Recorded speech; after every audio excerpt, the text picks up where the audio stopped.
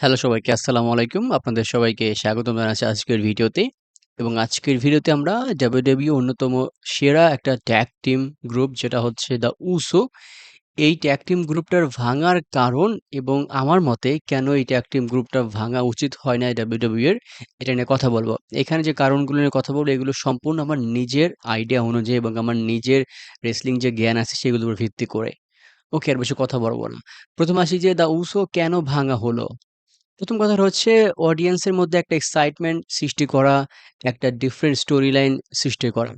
আমরা এর অনেক আগে দেখেছি যে WWE অনেকবার বাবা-ছেলের মধ্যে দ্বন্দ্ব লাগিয়েছে, তাদের মধ্যে ফিউড করে দিয়েছে, তাদের মধ্যে ম্যাচ সৃষ্টি করেছে, ভাইয়ের মধ্যে দ্বন্দ্ব সৃষ্টি করেছে। সেই অনুযায়ী উসোর মধ্যে এরকম কিছু একটা যে হতে পারে এটা আমরা আগে থেকে ধারণা করতে পেরেছিলাম।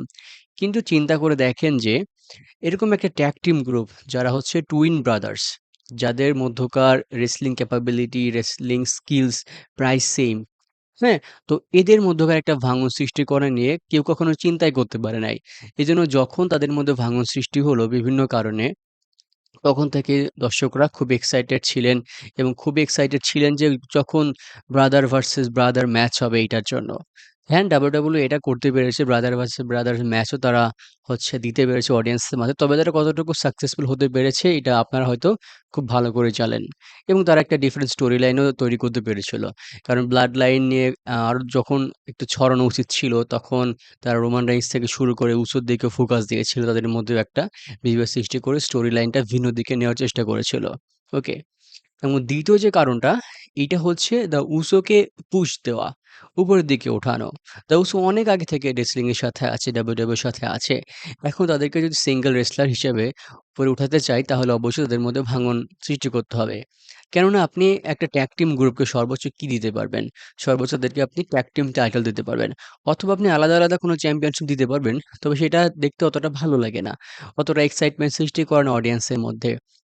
সুতরাং তাদেরকে পুশ দেওয়ার জন্য বড় ম্যাচ খেলানোর জন্য ভাঙনের ব্যাপারটা WWE ভেবে দেখেছিল এবং তারা এটাই করেছিল।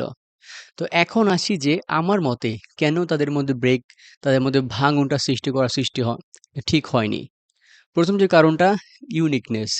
এরা এমন একটা ট্যাগ টিম গ্রুপ যারা দুজন দেখতেও একই ধরনের, স্কিল সেটও একই ধরনের, দুজনে একই ফিনিশার ব্যবহার করে। একটা জিনিস চিন্তা করে দেখবেন যদি আমরা DIY এর কথা চিন্তা করি, সেখানে থমাসো চিয়াম্পা এবং জনি গার্গানো এরা ভালো ফ্রেন্ড হইলেও এদের মধ্যকার ইউনিকনেস ছিল। দুজন আলাদা মুভ ব্যবহার করতে পারো। দুজনের রেসলিং কোয়ালিটি, রেসলিং স্কিল আলাদা ছিল। কিন্তু দ্য উসোর কথা চিন্তা করেন। এরা একদম সেম। এরা একই ধরনের খেলা খেলে, একই ধরনের মুভ ব্যবহার করে।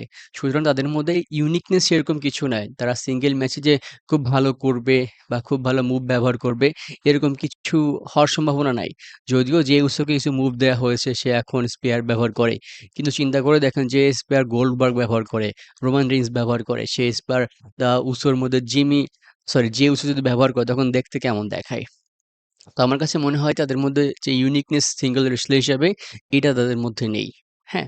এবং ২য় যে কারণটা তাদের মধ্যে বিভেদ সৃষ্টি করা ঠিক হয় নাই, সেটা হচ্ছে তারা অনভিজ্ঞ।